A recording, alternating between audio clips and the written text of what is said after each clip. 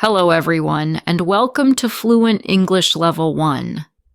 Today I have a simple and entertaining story for you.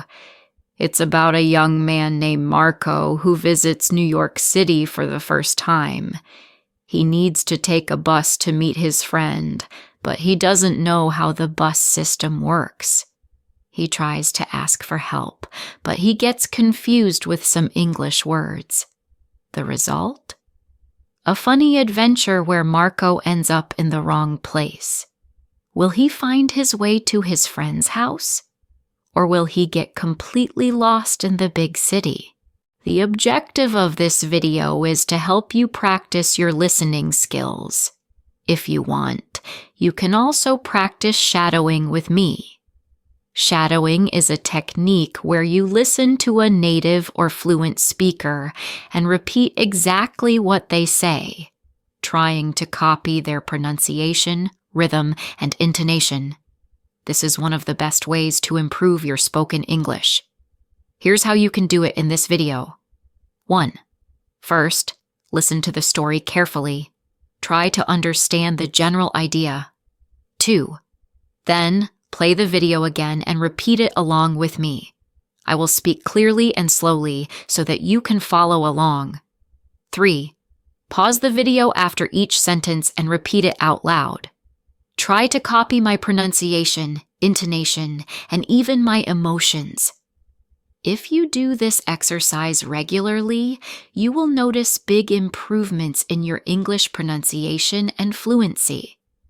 After the story, I will review some useful English words and expressions that appeared in the story so that you can learn and remember them easily. Are you ready? Let's begin. The story, The Bus Adventure. My name is Marco. I am from Brazil. This is my first time in New York City. The city is very big. There are tall buildings everywhere. The streets are busy with many cars and many people. I am visiting my friend Pedro. Pedro lives in Brooklyn. I am staying at a hotel in Manhattan. I need to take a bus to visit Pedro. I wake up early in the morning. I eat breakfast at my hotel. I have eggs, toast, and orange juice. The breakfast is good.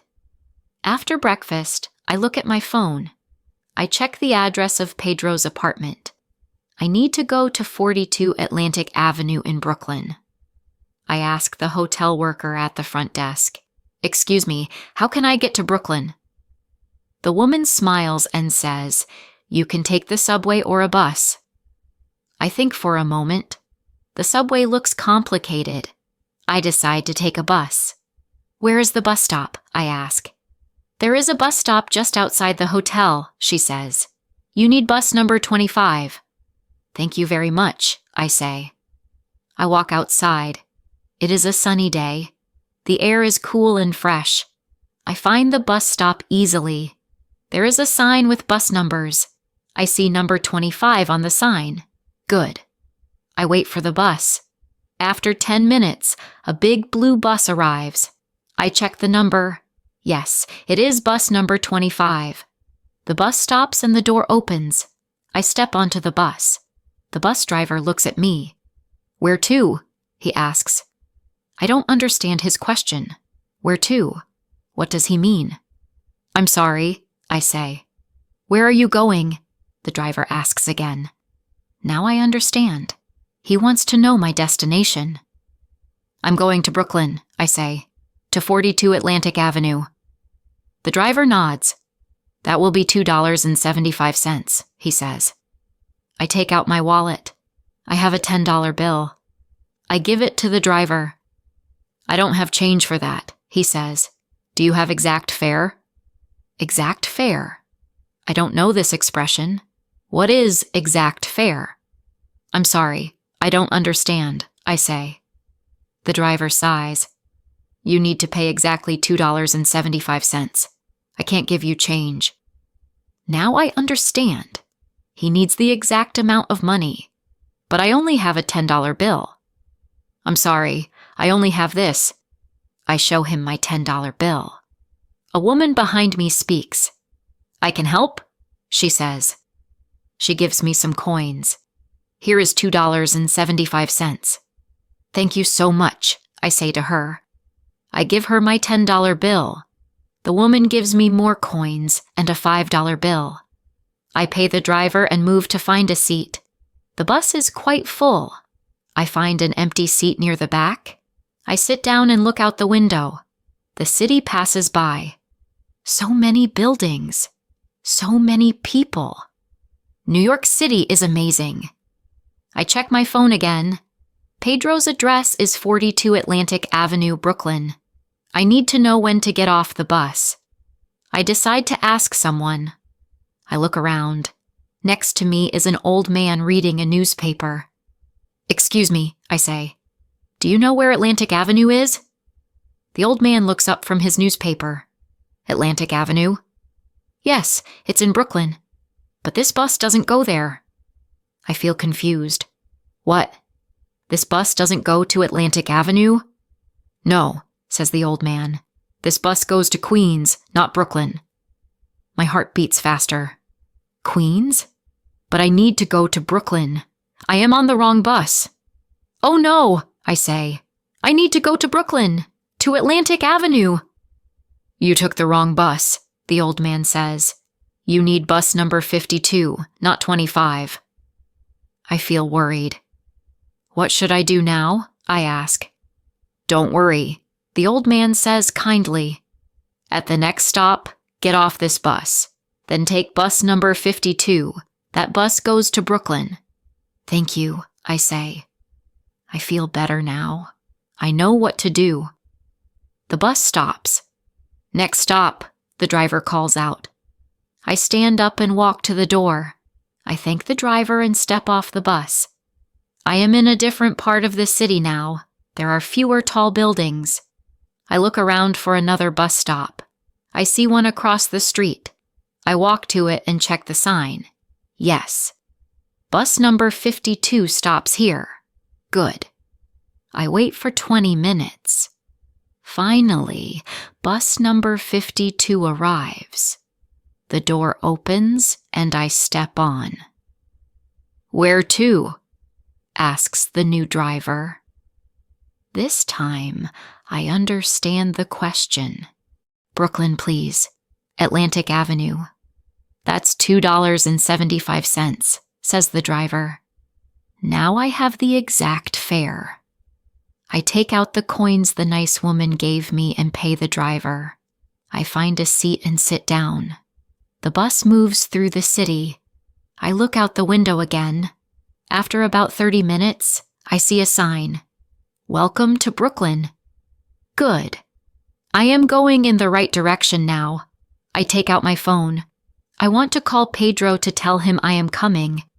But my phone battery is low. Only 5% left. Oh no. I quickly send a text message to Pedro. On bus 52. Coming to your apartment. Phone dying. My phone beeps and turns off. The battery is dead. Now I can't use my phone. I can't check the address again. I try to remember. Pedro lives at 42 Atlantic Avenue. I need to find Atlantic Avenue. The bus continues. I look at every street sign we pass. Finally, I see it. Atlantic Avenue. I quickly press the button to request a stop. The bus slows down and stops. I get off the bus. I am on Atlantic Avenue. But now I need to find number 42. I look around. I see buildings with numbers. I am at number 200. I need to go to number 42. That means I need to walk down the street. I start walking. The sun is high now. It is getting hot. I walk for 15 minutes. The building numbers get smaller. 150, 120, 100. I keep walking. After another 10 minutes, I see it. Number 42. A small apartment building with a red door. This must be Pedro's building. I feel happy and relieved. I walk up to the door. There is a list of names and buttons. I look for Pedro's name. I check all the names. Strange. I don't see Pedro's name. I check again, more carefully. No, Pedro's name is definitely not here. I feel confused again. Is this the wrong building? I double-check the number. Yes, it's number 42. But where is Pedro? Just then, a woman walks out of the building. Excuse me, I say. I'm looking for Pedro Santos. Does he live here? The woman shakes her head. No, I don't know anyone by that name in this building. This is 42 Atlantic Avenue, right? I ask. Yes, says the woman. But Atlantic Avenue is very long. It goes through several neighborhoods. Do you know which part of Atlantic Avenue your friend lives in? Now I understand the problem. Atlantic Avenue is a long street. Pedro could be anywhere on this street, in a different section, but I can't check the address because my phone is dead. I don't know, I say. My phone is dead, so I can't check the full address. The woman thinks for a moment. There's a cafe across the street. They have free Wi-Fi and phone chargers. Maybe you can charge your phone there and check the address. That's a great idea. Thank you, I say. I cross the street to the cafe. It's a small, cozy place with the smell of fresh coffee. I go to the counter. Hello, I say to the barista. Can I charge my phone here? Of course, says the barista. The charging station is over there. She points to a corner with several phone chargers. Thank you. Also, can I have a coffee, please? I ask. Sure, small, medium, or large, she asks. Small, please, I say. I pay for the coffee and go to the charging station. I plug in my phone and wait. After a few minutes, my phone turns on. I have a message from Pedro. Where are you? I'm waiting at the apartment. 42 Atlantic Avenue, Brooklyn Heights. Let me know when you're close. Brooklyn Heights. That's the neighborhood. I didn't know the complete address. I check my Maps app. I am in a different part of Brooklyn. I need to take another bus to get to Brooklyn Heights. I finish my coffee and unplug my phone. I have enough battery now. I thank the barista and leave the cafe. Using my Maps app, I find the nearest bus stop that goes to Brooklyn Heights. After a short walk, I reach the bus stop. According to my app, I need bus number 38. I wait for 10 minutes and the bus arrives. I get on, pay the fare, and take a seat. The bus moves through Brooklyn. The neighborhoods change. Finally, the bus reaches Brooklyn Heights. I get off at the stop nearest to Atlantic Avenue. I walk to Atlantic Avenue and find number 42 again. This time, I check the list of names at the door. Yes, I see Pedro Santos on the list. I feel so happy. Finally, I am at the right place. I press the button next to Pedro's name. After a moment, I hear Pedro's voice through the speaker. Hello? Pedro, it's Marco. I'm here, I say. Marco, finally, come up. 4th floor, apartment 4B, Pedro says, and the door buzzes. I push it open and go inside. I find the elevator and go to the 4th floor. When I reach apartment 4B, the door is already open. Pedro is standing there with a big smile. Marco, what happened? I was worried, Pedro says as we hug. I laugh. It's a long story. I took the wrong bus, ended up in the wrong place, my phone died, but I'm here now. Pedro laughs too. Well, you had a real New York adventure. Come in, come in. You must be tired and hungry. I follow Pedro into his apartment. It's small but nice, with a view of the city. Pedro has prepared lunch. The food smells delicious. As we eat, I tell Pedro about my bus adventure. We laugh about my mistakes. Next time, I'll come pick you up, Pedro says. No, I say. Now I know how the buses work. Next time will be easier.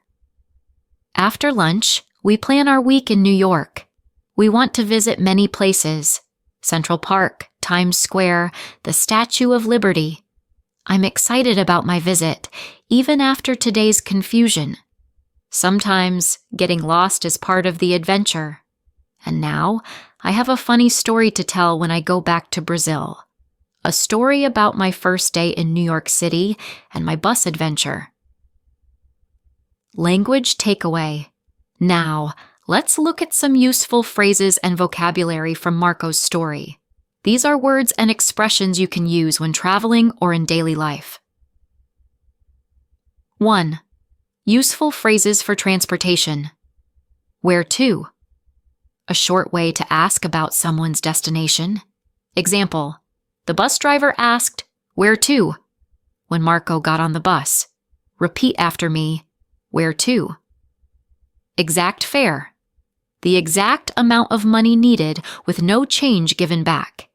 Example: the bus driver needed exact fare, but Marco only had a $10 bill. Repeat after me, exact fare. Take the wrong bus.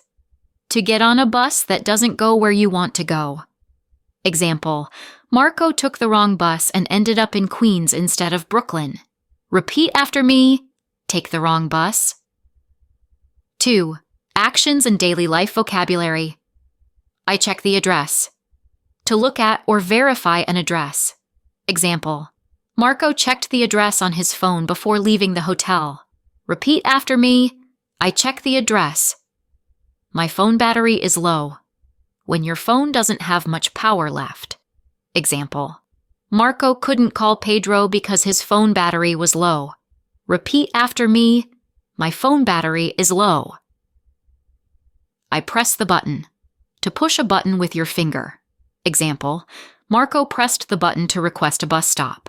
Repeat after me. I press the button. 3. Vocabulary for understanding and getting help. I don't understand this expression. A useful phrase when you hear something unfamiliar.